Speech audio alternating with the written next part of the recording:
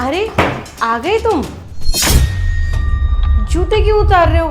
अभी मत उतारो, वो हमें बाजार जाना है ना, तो वहां से सब्जियां लेकर आनी है।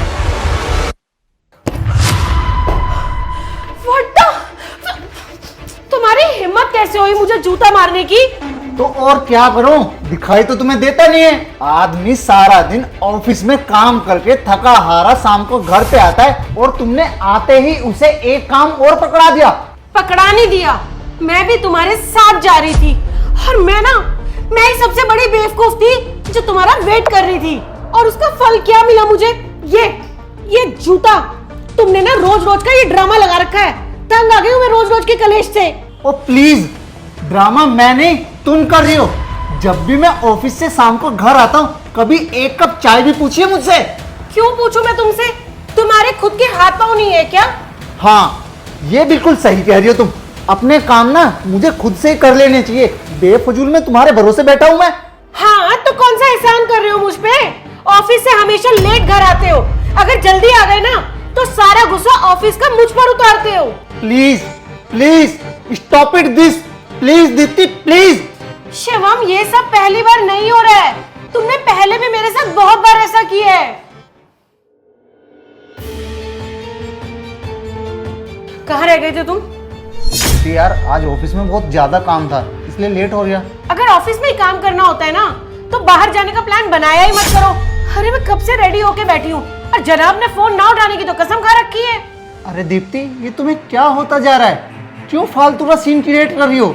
रहने दो यार, तुमसे तो बात करना ही बेकार है। तुमसे बात क्या करो, तुम तो सुनाने लगते हो, गिनवाने लग जाते हो। दीप्ति, इसमें मैं गिनवा क्या रहा हूँ? जस्ट अपनी प्रॉब्लम ही तो बता रहा हूँ। तो जनाब आप एक काम करिए, पहले ना आप अपनी सारी प्रॉब्लम्स को सॉल्व कर लीजिए, उसके बाद कहीं घूमने का प्लान बना लेंगे। अरे मैं सारा दिन घर में तुम्हारा वेट करती रहती हूँ ताकि तुमसे मुझे कुछ सुनना ना पड़े, पर नहीं, तुम्हें तो समझ आता ही नहीं है। जा रही हूँ मैं यहाँ से, माफ करो मुझे तुम। अरे तो अपनी मर्जी से नहीं बोल रहा हूँ मैं दीप्ति। और इस बार ना शिवम, सच में तुमने तो अपनी हद ही क्रॉस कर दी है। देखो दीप्ति, मैंने ऐसा कुछ नहीं किया है। प्लीज सीन क्रिएट मत करो। अच्छा, सीन क्रिएट मैं कर रही हूँ और जूता फेंक के तुमने मारा है। यू नो शिवम, तुम्हारी इन्हीं हरकतों की वजह से ना मेरा इस घर में ना दम घुटने लग गया है। दम घुट रहा है तो क्यों खड़ी हो इस घर में? जाओ भाई जाओ, मुझे माफ करो।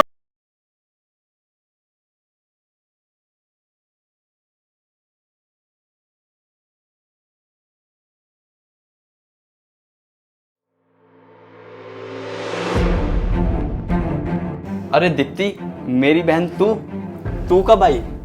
और तूने बताया नहीं तू आने वाली है। और जीजा जी नहीं दिख रहे हैं। जीजा जी नहीं आए क्या तेरे साथ? भाड़ में गया तेरा जीजा। अरे क्या हुआ? तू ऐसा क्यों बोल रही है? सब कुछ ठीक तो है? अरे घर पे आके सारा ऑफिस का गुस्सा मुझ पे निकालते हैं जैसे कोई मैं पंचिंग बैग हूँ। आज तो उन्होंने हद कर दी, अपना जूता फेंक के मारा मुझ पर। क्या जूता फेंक के मारा? ऐसे कैसे जूता फेंक के मार दिया? तूने कुछ कहा क्या उनसे?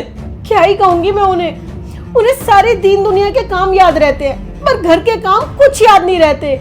उनके पास तो मेरे लिए कुछ सेकंड तक नहीं है जिनमें वो मुझसे बैठ के दो बात भी कर सके। ऊपर से कहीं से भी आके मुझ पे चिल्लाने लग जाता है। अच्छा ठीक है, तू शांत रह। और मुझे एक बात बता, जब तेरा मूड खराब रहता है और जीजा जी का मूड सही रहता है तब वो क्या करते हैं? क्या ही करेंगे, मुझे मनाते हैं, मक्खन लगाते हैं, और क्या करेंगे। और जब उनका मूड खराब होता है और तेरा मूड सही होता है तब क्या करते हैं? तब तो उसने कसम ही खाई होती है कि कहीं से भी आएगा और मेरा मूड खराब करके ही रहेगा। यही तो फर्क है मेरी बहन। जब तेरा मूड खराब होता है तो जीजा जी तुझे मनाते हैं, और जब जीजा जी का मूड खराब होता है वजह उन्हें मनाने के तू उन पे और भड़क जाती है और अपना भी मूड खराब करती है। इससे घर का माहौल और खराब होता है। देख बहन, जितना मैं जानता हूँ उस हिसाब से पति पत्नी के रिश्ते में तकरारें आती हैं, लेकिन ये तकरारें इतनी नहीं बढ़नी चाहिए कि दोनों प्यार करने की वजह दूर हो जाएं। तुम दोनों एक ही गाड़ी के दो पहिए हो।